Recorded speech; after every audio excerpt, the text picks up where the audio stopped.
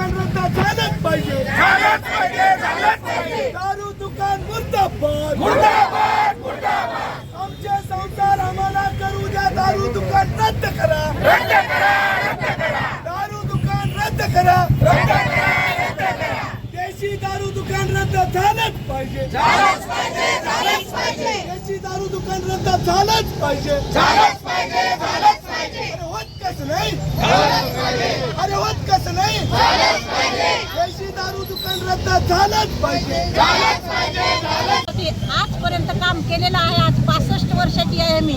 आणि आताच जर माझे मुलं नातू झाल्यावर आमच्या भागात जर दारूचं दुकान होत असेल आणि मला व्यसनमुक्ती राष्ट्रीय पुरस्कार सुद्धा मिळाला आहे आणि तो जर दुकान जर व्हायचं असेल तर तो पुरस्कार आम्ही राज्य शासनाला परत देऊ तरच दुकान होणार. कुठल्या परिसरमध्ये? झेंडा चौक, झेंडा चौक, एस टी कॉलनी, झेंडा चौक, विनायक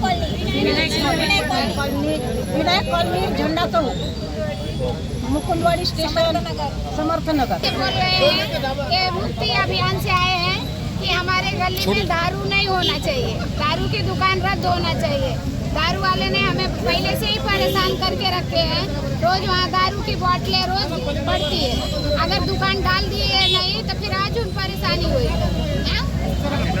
इस पे आपके बच्चों के ऊपर क्या असर पड़ रहा है इसका? दारू की वजह से हमारे बच्चे यहाँ रहना नहीं सोचते हैं कि घर बेच दो चलो, घर बेचो चलो, लेकिन हम लोग की इतनी औकात नहीं कि हम दूसरे जगह ले सके.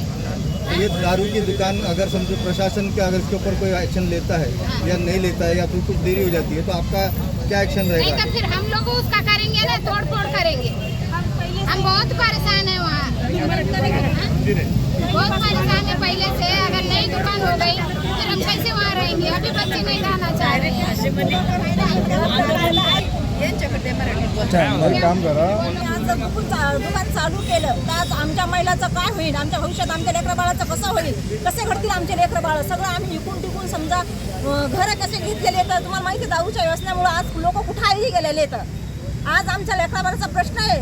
उद्या शिक्षण होणार होता जर दारूच्या व्यसनी दुकानात गेलं तर काय करायचं? महिलाने दूध भाकरी राहत नाही तर भाजी भाकर राहत नाही तर आज जर उद्या जर त्या भविष्यात त्या दुकान झालं तर आज महिलांना काय करायचं? कसे शिक्षण घ्यायचे लेकरायचे? 108च्या अडचणीची तिथून संस्थाच्या मंजुरीचा जर तिथं झालेला एक वास्तुगृह आहे तिकडं हातावरचे लोक आहेत 500 रुपये मंजुरी काम करतात. ते जर दारू पिऊन जर पटीवर लोळीत उद्या त्या महिलांनी काय करायचं? शाळा कशी शिक्षण शिकणार आहेत? काय करायचं? आज आम्ही महिलांना जर तुम्ही मोठाले पुढाकार लोक जर दारूच्या व्यसनासाठी दुकान तिथं मंजुरी द्यायला लागले तर आज जर हे मंजूर झालं तर महिला उद्या दगडफेक करतील, तोडफोड करतील. त्याच्यामुळे शासनाला आमची एवढीच विनंती आहे, दारूचं दुकान झालंच नाही पाहिजे. आणि जरी झालं तरी तोडफोड आम्ही महिला पुढे होऊ, तोडफोड करून पुन्हा नंतर म्हणू नका तुम्ही कायदा हातात घेतलेला आहे या महिलांनी. कारण हे रद्द झालंच पाहिजे. कारण महिला तुम्हाला माहिती आहे दारूच्या व्यसनामुळे आज काय परिस्थिती आहे लोकांच्या घरोघरी जगणं मुश्किल झालेले येतं, आत्महत्या करतात. व्यसनाच्या ठिकाणी गेले नाही बरेच महिलांना काही जीवाचे हे केलेले येतं. एक तर हमारे नजदीक पड़ रही है, लोक दारू पितात तिथंच घाण करतात, तिथं शिवाय देतात. आज ते मुलांना आमच्या डोक्यावर काय परिणाम पडतील? आज मुली येतात महिला सुद्धा घराच्या बाहेर निघता येत नाही, गॅलरीत सुद्धा उभं राहता येत नाही. ओके टाकून द्या. हम